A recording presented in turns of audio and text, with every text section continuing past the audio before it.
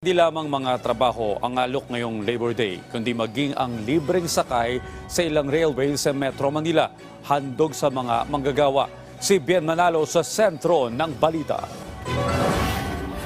Araw-araw bumabiyahe si Roma Herrera mula MRT Kamuning Station hanggang Ortigas Station kung saan siya nagtatrabaho sa isang BPO company. Nakasanayan na kasi ni Roma ang sumakay ng MRT lalo na kung rush hour. Kaya batid niya ang halaga ng libreng sakay ng MRT ngayong araw. Sobrang mahalaga to kasi unang-una tumataas yung mga presyo ng lahat ng bagay, presyo ng bilihin, pati pamasahe and all. Mas madalas na yung libreng sakay kasi kahit ano lang yan 16, 20, ang laking bagay niyan para sa amin. Salamat sa libreng sakay for the International Day of the Working People. Tulad ni Roma, suki rin ng MRT si Nanita Esdenzo.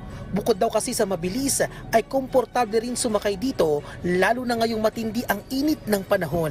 Malaking bagay din po yung kabawasan ng budget sa pamasahe. Thank you po sa MRT, makalibre kami kahit papano, laking bawas po. Good news para sa mga commuter dahil may hatid na libreng sakay ang MRT3 ngayong araw kasabay ng selebrasyon ng Labor Day. Magsisimula ang libreng sakay sa peak hours ng operasyon ng linya mula alas 7 ng umaga hanggang alas 9 ng umaga at mula alas 5 ng hapon hanggang alas 7 ng gabi.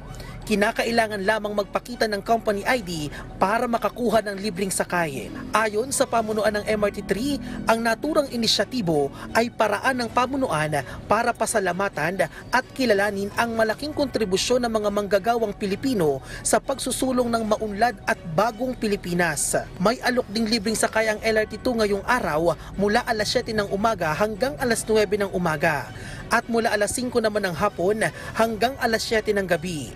Samantala, patuloy na nakaagapay ang pamahalaan sa mga pasaherong maaapektuhan ng huling araw ng transport strike. Kaugnay pa rin sa mga PUV na hindi na nakapag-consolidate sa deadline kahapon.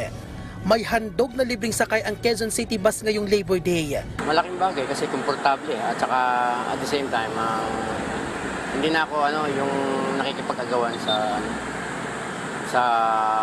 papasahero sa sakyan. Ayon sa LTFRB, 79% ng mga PUV ang nakapag-consolidate na. Ituturing ng kolorum simula ngayong araw ang mga hindi pa nakapag-consolidate. Pero bibigyan pa rin sila ng LTFRB ng 15 araw na palugit para maisumite ang kanilang paliwanag. Matapos nito ay sisimulan na ng ahensya ang panghuhuli sa mga kolorum na PUV.